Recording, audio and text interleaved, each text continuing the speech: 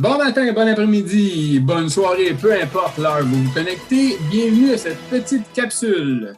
Pour la puissance, déterminer les VA. Vous vous rappelez, on a vu une capsule vidéo qui expliquait les VA. Un transformateur fonctionne en VA. KVA, c'est 1000 VA. K pour 1000. 45 KVA, 45 000 VA.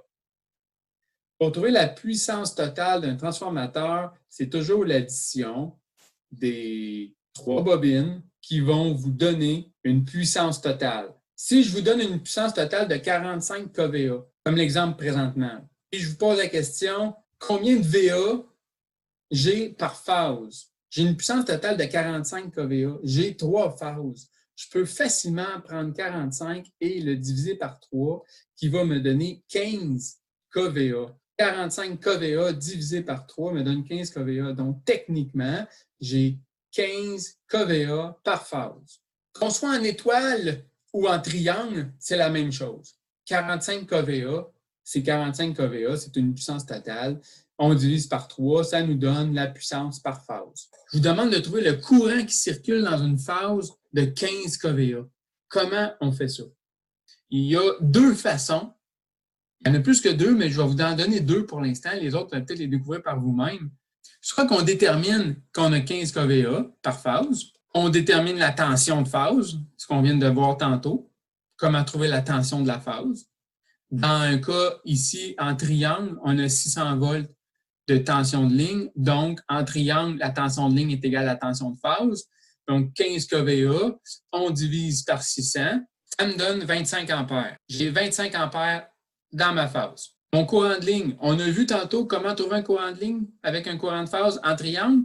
On prend 25 ampères et on multiplie par 1,73. Ça me donne 43 ampères. L'autre façon de faire, c'est que tu prends 45 kVA divisé par, ouvre la parenthèse, 600 fois 1,73.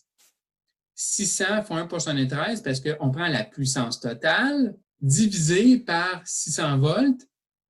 Mais on a ça total aux 3 places. On a 600 volts sur la phase A, la phase B et la phase C. Fait que 600 volts multiplié par 1,73.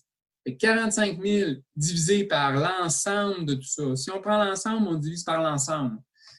45 000 divisé par 600 multiplié par 1,73, entre parenthèses, nous donne un total de 43 ampères. Une bonne façon de se vérifier, quand que vous faites un calcul mathématique, trouvez toujours 2 façons. Une façon pour le faire, une façon pour vous vérifier. Dans le montage en étoile, sur l'image de droite, celui qui... C'est la même chose, 43 ampères encore. La puissance totale, c'est 45 kVA. Si on a 600 volts en étoile, c'est tout le même principe. Il faut juste savoir quelle tension on a sur notre phase pour savoir comment la diviser. On a une puissance par phase de 15 kVA. On a une tension par phase de 347. Si je fais 15 000 divisé par 347, ça me donne une puissance, un courant, de 43 ampères. Fait que pour déterminer le courant de votre phase, ça dépend de votre montage. Avez-vous un montage en étoile ou un montage en triangle?